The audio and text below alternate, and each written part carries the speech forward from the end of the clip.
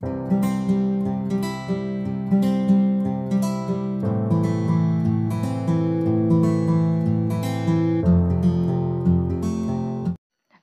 বন্ধু বান্ধৱীসকল, জেৰাগিটিলৈ আপোনালোকক স্বাগতম। আমি ক্ৰমাগতভাৱে আসাম হিষ্ট্ৰী পাৰ্ট 2ৰ MCQ বিলাক আলোচনা কৰি আছো। বৰ্তমান আমি প্ৰাচীন অসমৰ বৰ্মন বংশৰ সময়খিনি কথা আলোচনা কৰি আছো। আমি বৰ্তমানলৈকে বৰ্মন বংশৰ ৰজাসকল বা তেওঁলোকে কি কাম কৰিছিলে বা তেওঁলোকৰ লগত ৰিলেটেড যিবিলাক কথা আছিলে সেইবিলাক আলোচনা কৰিলো। এটা আমাৰ ৰৈ গৈছিলে সেই সময়ৰ কিছুমান তামলিপি আৰু শিলালিপিৰ কথা, যিবিলাক আমি বেলেগ এটা ভিডিঅ'ত আলোচনা কৰিম বুলি কৈছিলো। আজি আমি সেই তামলিপি আৰু শিলালিপি বিলাকৰ বিষয়ে আলোচনা কৰিম, অৰ্থাৎ বৰ্মন বংশৰ লগত জড়িত বা বৰ্মন বংশৰ সময়ত জাৰি কৰা কিছুমান তামলিপি বা শিলালিপিৰ কথা আলোচনা কৰিম। এতিয়া তামলিপি বা শিলালিপি বুলি কওঁতে সেইটো আমি বুজি পাব লাগিব তামলিপি বা শিলালিপি মানে কি। শিলালিপি মানে হৈছে ধৰক এটুকুৰা শিল আছে, সেই শিল টুকুৰাত কাটি মানে ওপৰৰ সেই সমান কৰি পেলাই শিল টুকুৰা, সেই শিলৰ ওপৰত কিছুমান কথা লেখে বা ছবি আঁকে, যিটো সেই সময়ৰ কাহিনীটো যে এই সময়ত এনেকুৱা আছিলে, তেওঁলোক ক'ৰবালৈ গৈছিলে, কাৰোবাৰ লগত যুদ্ধ কৰিছিলে, তেওঁলোকে বামুণক ভূমিদান কৰিছিলে, সেই কথাবিলাক লেখাটো হৈছে শিলালিপি, যিটো শিলৰ ওপৰত লেখে। আৰু তেনেকৈ তামলিপি হৈছে কিছুমান তামৰ ফলি বা প্লেট আছে, মানে সৰু সৰু প্লেট আছে, সেই প্লেটবোৰত সেই কথাবোৰে লেখে, ঐতিহাসিক যিবিলাক ঘটনা আছে সেই ঘটনাবিলাক লেখে আৰু সেই কেইবাখনো প্লেট লগাই এনেকৈ আঁৰি থৈ দিয়ে বহুকেইটাবিলাক হৈছে তামলিপি। ঠিক আছে, সেই বৰ্মন বংশৰ সময়ত কেইবাটাও ইম্পৰ্টেণ্ট তামলিপি আৰু শিলালিপি আছিলে। সেইবিলাকৰ ভিতৰত অন্যতম হৈছে নিধানপুৰ তামলিপি, নগাজুৰি খনিকৰ গাঁও শিলালিপি, ডুবি শিলালিপি, উমাচল শিলালিপি আৰু বৰগংগা শিলালিপি। এতিয়া আমি কুৱেশ্যন আনচাৰবিলাকৰ মাজলৈ যাওঁ। ফাৰ্ষ্ট কুৱেশ্যনটো হৈছে সপ্তম শতিকাত কামৰূপৰ কোন ৰজাৰ দিনত নিধানপুৰ তামলিপি জাৰি কৰা হৈছিলে, মানে কোনজন ৰজাই নিধানপুৰ তামলিপিখন জাৰি কৰিছিলে বা লেখাইছিলে। নৰনাৰায়ণ, নৰসিংহ, কমলেশ্বৰ সিংহ, কুমাৰ ভাস্কৰ বৰ্মন। সপ্তম শতিকাত কামৰূপত কুমাৰ ভাস্কৰ বৰ্মনে নিধানপুৰ তামলিপিখন জাৰি কৰিছিলে। আৰু বিশেষকৈ বৰ্মন বংশৰ ভাস্কৰ বৰ্মনৰ লগতে বেছিভাগ জড়িত, গোটেইখিনি জড়িত বুলি ক'ব নোৱাৰোঁ, কিন্তু বেছিভাগেই ভাস্কৰ বৰ্মনৰ লগত আপোনাৰ জড়িত হয়। তাৰপাছৰ কুৱেশ্যনটোলৈ আহিছোঁ, নিধানপুৰ তামলিপিখনত কাক ভূমি অনুদান কৰাৰ কথা উল্লেখ কৰিছে, মানে কাক ভূমি দিছিলে, মানে মাটি প্ৰদান কৰিছিলে বা কাক মাটি প্ৰদান কৰাৰ কথা উল্লেখ কৰিছিলে। সৈন্যসকলক, কায়স্থসকলক, বামুণসকলক, বৰ্ণিকসকলক। নিধানপুৰ তামলিপিত বামুণসকলক ভূমি প্ৰদান কৰাৰ কথা উল্লেখ কৰিছে। নিধানপুৰ তামলিপিৰ সম্পৰ্কিত অঞ্চলটি বৰ্তমান কোন দেশত অৱস্থিত? ভাৰত, নেপাল, বাংলাদেশ, ভূটান।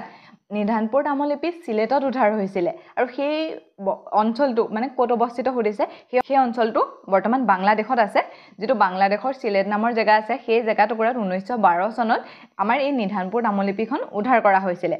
তাৰপাছৰ নেক্সট কুৱেশ্যনটোলৈ আহিছোঁ, নিধানপুৰ শিলালিপি কেতিয়া প্ৰথম উদ্ধাৰ কৰা হৈছিলে? 1910, 1912, 1922। নিধানপুৰ শিলালিপিখন 1912 চনত পোনপ্ৰথমবাৰৰ বাবে উদ্ধাৰ কৰা হৈছিলে।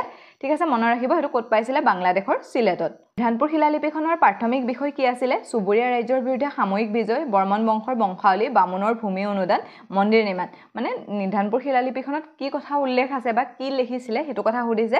বিশেষভাৱে বামুণসকলক ভূমি অনুদানৰ কথা উল্লেখ কৰিছে।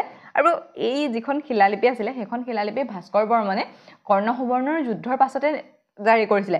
যেতিয়া হৰ্ষবৰ্ধনৰ লগ লাগি শশাংকৰ বিৰুদ্ধে যুদ্ধ কৰিছিলে, সেই যুদ্ধৰ পাছতেই ভাস্কৰ বৰ্মনে এখন জাৰি কৰিছিলে। কিন্তু ইয়াৰ প্ৰাথমিক বিষয় বুলি সুধিলে ব্ৰাহ্মণক ভূমি অনুদানৰ কথা আহিব, মানে কৰ্ণ সুবৰ্ণৰ যুদ্ধ কথা নাহে, তাত উল্লেখ আছে, কিন্তু প্ৰাথমিক বিষয় কি হৈছে? ব্ৰাহ্মণক ভূমি অনুদান। ঠিক আছে, কোনখন ৰাজধানীৰ পৰা নিধানপুৰ তামৰ শিলালিপি জাৰি কৰা হৈছিলে? প্ৰাগজ্যোতিষপুৰ, কৰ্ণ সুবৰ্ণ, পঞ্চখণ্ড, চিলেট। কৰ্ণ সুবৰ্ণৰ ৰাজধানীৰ পৰা নিধানপুৰ তামৰ শিলালিপি জাৰি কৰা হৈছিলে, মানে যুদ্ধখনৰ ঠিক পাছতেই নিধানপুৰ তামলিপিখন জাৰি কৰিছিলে ভাস্কৰ বৰ্মনে। কোন শাসকৰ ওপৰত জয়লাভ কৰি নিধানপুৰ শিলালিপি ৰজা ভাস্কৰ বৰ্মনে জাৰি কৰিছিলে? গৌড়ৰ শশাংক, কামৰূপৰ ৰজা মহাসেন গুপ্তা, পুলকেশ্বৰ দ্বিতীয়। এতিয়া মই কৈ আহিছোঁ, গৌড়ৰ ৰজা শশাংকৰ বিৰুদ্ধে যেতিয়া কৰ্ণ সুবৰ্ণই যুদ্ধ কৰিছিলে হৰ্ষবৰ্ধনৰ লগত মিলি, সেই জেগাখিনিৰ নাম আছিলে কৰ্ণ সুবৰ্ণ, সেইকাৰণে কৰ্ণ সুবৰ্ণৰ যুদ্ধ বুলি কোৱা হয়। সেই যুদ্ধখনৰ পাছতেই নিধানপুৰ শিলালিপি জাৰি কৰিছিলে কোনে? ভাস্কৰ বৰ্মনে। তাৰপাছৰ নেক্সট কুৱেশ্যনলৈ আহিছোঁ, নগাজুৰি খনিকৰ গাঁও শিলালিপি অসমৰ কোন জিলাত উদ্ধাৰ কৰা হৈছে? কামৰূপ, শিৱসাগৰ, গোলাঘাট, নগাঁও। এইখন নগাজুৰি খনিকৰ গাঁও শিলালিপিখন গোলাঘাটত উদ্ধাৰ কৰা হৈছে, গোলাঘাটৰ সৰুপথাৰ অঞ্চলটোত উদ্ধাৰ কৰা হৈছে। নগাজুৰি খনিকৰ গাঁও শিলালিপিটো কোনটো লিপি ব্যৱহাৰ কৰি লিখা হৈছে? লিপি মানে কি আখৰ লিখিছে তাত? দেৱনাগৰী, কুটিল, পূব প্ৰকাৰৰ ব্ৰাহ্মী, বৰ্মন লিপি। ইয়াত পূব প্ৰকাৰৰ ব্ৰাহ্মী লিপি মানে ব্যৱহাৰ কৰিছে। পূব প্ৰকাৰৰ মানে আপোনালোকেতো মনত ৰাখিব ব্ৰাহ্মী লিপি ব্যৱহাৰ কৰিছে। আৰু এই যিখন নগাজুৰি খনিকৰ গাঁও শিলালিপি আছে, সেই শিলালিপিখনৰ এটা অন্যতম মানে সকলোতকৈ ডাঙৰ বৈশিষ্ট্যটো কি হৈছে? ইয়াত ব, আমাৰ যিটো ব আখৰ আৰু ৱাব্ব আখৰটোৰ মাজত পাৰ্থক্য দেখুওৱা হৈছে যে এটা ব আছে আৰু এটা ৱাব্ব আছে সেই দুটা যে বেলেগ বেলেগ সেই দুটাৰ মাজত পাৰ্থক্য দেখুওৱা হৈছে ঠিক আছে ক'ত আছে নগাজুৰি খনিকৰ গাঁও শিলালিপিখন গোলাঘাটত আছে তাত ব্ৰাহ্মী লিপি ব্যৱহাৰ কৰা হৈছে আৰু তাত ব আৰু ৱাব্বৰ মাজত পাৰ্থক্য দেখুওৱা হৈছে নেক্সট কোৱেশ্চন লৈ আহিছো ডুবি তামৰ শিলালিপিটো কামৰূপৰ কোনজন ৰজাৰ দিয়া অনুদানত আছিলে পুষ্য বৰ্মন ভূতি বৰ্মন ভাস্কৰ বৰ্মন মহেন্দ্ৰ বৰ্মন ডুবি তামৰ শিলালিপিটো ভাস্কৰ বৰ্মনৰে অনুদান আছিলে ডুবি তামৰ ফলকত তলৰ কোনটো কাৰণত তাৎপৰ্যপূৰ্ণ অসমীয়া ভাষাত লিখা হৈছে অসমৰ অৱস্থিত আটাইতকৈ পুৰণি শিলালিপি ই এজন কামৰূপীয় ৰজাই প্ৰদান কৰা আটাইতকৈ প্ৰাচীন তামৰ ফলকৰ অনুদান ইয়াত গুপ্ত বংশৰ কৃতিত্বৰ বিষয়ে বিতংভাৱে উল্লেখ আছে ই কামৰূপীয় ৰজাই প্ৰদান কৰা আটাইতকৈ প্ৰাচীন তামৰ ফলকৰ অনুদান ঠিক আছে ডুবি কপাৰ প্লেটখন মানে আমাৰ যিসকল কামৰূপীয় ৰজাই তামৰ প্লেট বা শিলালিপি লিখিছিলে সকলোতকৈ প্ৰাচীন আছিলে ডুবি তামৰ প্লেটখন আৰু সামগ্ৰিকভাৱে এই শিলালিপিখন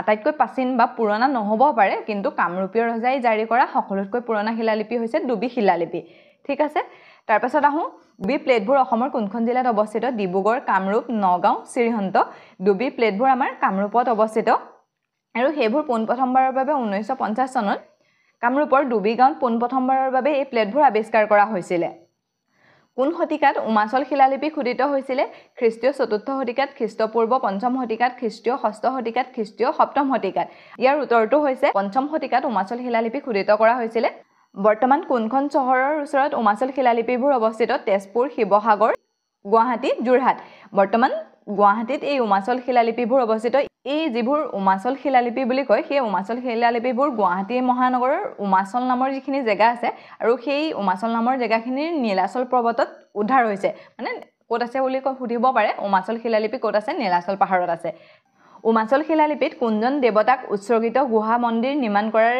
কথা লিপিবদ্ধ কৰা হৈছে শিৱ কামাখ্যা বিষ্ণু বলভদ্ৰ উমাচল শিলালিপিত বলভদ্ৰৰ কথা উল্লেখ কৰা হৈছে এই শিলালিপিটোত বিখ্যাত ভগৱান বলভদ্ৰৰ বাবে গুহা নিৰ্মাণৰ কথা উল্লেখ আছে উমাচল শিলালিপি কামৰূপৰ বৰ্মন বংশৰ কোনজন ৰজাৰ লগত জড়িত পুষ্য বৰ্মন মহেন্দ্ৰ বৰ্মন ভাস্কৰ বৰ্মন হাজোৰা বৰ্মন এই মহেন্দ্ৰ বৰ্মনৰ লগত জড়িত আৰু মহেন্দ্ৰ বৰ্মনত তাত সুৰেন্দ্ৰ বৰ্মন বুলি উল্লেখ আছে আৰু সুৰেন্দ্ৰ বৰ্মনে যে মহেন্দ্ৰ বৰ্মন সেইটো ধৰক বিশ্লেষণ কৰি বা এইটো গৱেষণা কৰি পাইছে যে সেই মহেন্দ্ৰ বৰ্মনে হৈছে সুৰেন্দ্ৰ বৰ্মন এই ঐতিহাসিক বিশ্লেষণবোৰৰ পৰা গম পোৱা গৈছে যে সুৰেন্দ্ৰ বৰ্মনে হৈছে মহেন্দ্ৰ বৰ্মন এইখিনিত এইটো থাকি গ'ল দেই এইখিনিত মানে এইটো 17 নম্বৰ কুৱেশ্যন উমাচল শিলালিপিৰ প্ৰাথমিক তাৎপৰ্য কি এইটো 17 নম্বৰ নহয় এইটোত আগৰ সুৰেন্দ্ৰ বৰ্মনক যে মহেন্দ্ৰ বৰ্মন বুলি কয় সেইটো হয় এইটো 17 নম্বৰ নহয় 17 নম্বৰ এইখিনিত হয় উমাচল শিলালিপিৰ প্ৰাথমিক তাৎপৰ্য কি ই কামৰূপৰ ৰজাৰ যুদ্ধ বিজয়ী লিপিবদ্ধ কৰা হৈছে ই অসমত আৱিষ্কাৰ হোৱা প্ৰাচীন এপিঅ'গ্ৰাফীৰ উৎসসমূহৰ ভিতৰত অন্যতম ইয়াত আধুনিক অসমীয়া লিপিত আদিম ব্যৱহাৰৰ সন্নিৱিষ্ট কৰা হৈছে ইয়াত এজন ব্ৰাহ্মণ পুৰোহিতক ভূমি অনুদানৰ বিষয়ে লিখিছে ইয়াৰ আনসাৰটো হৈছে উমাচল শিলালিপিৰ প্ৰাথমিক তাৎপৰ্য হৈছে অসমত আৱিষ্কৃত হোৱা প্ৰাচীন এপিঅ'গ্ৰাফী উৎসসমূহৰ ভিতৰত ই অন্যতম ঠিক আছে তাৰ পাছৰ নেক্সট কুৱেশ্যনলৈ আহিছো বৰগংগা শিলালিপিৰ লগত কোন শাসক জড়িত অশোক ৰুদ্ৰদমন প্ৰথম ভূতি বৰ্মন হাজোৰা বৰ্মন বৰগংগা শিলালিপিৰ লগত কোন শাসক জড়িত ভূতি বৰ্মন জড়িত তাৰ পাছৰ কুৱেশ্যনটোলৈ আহিছো কোন অঞ্চলত বৰগংগা শিলালিপি আৱিষ্কাৰ কৰা হৈছে গিৰান গুজৰাটত নগাঁও জিলা অসম উত্তৰ গুৱাহাটী অসম ৰায়চুক কৰ্ণাটক আমাৰ এই নগাঁও জিলাত বৰগংগা শিলালিপিখন আৱিষ্কাৰ কৰা হৈছে আৰু ইয়াত কাৰ কথা লিখা হৈছে ভূতি বৰ্মনৰ কথা লিখা হৈছে ঠিক আছে আজিলৈ ইমানতে এৰিছো অন্য এটা ভিডিঅ'ত লগ পোৱাৰ প্ৰতিশ্ৰুতিৰে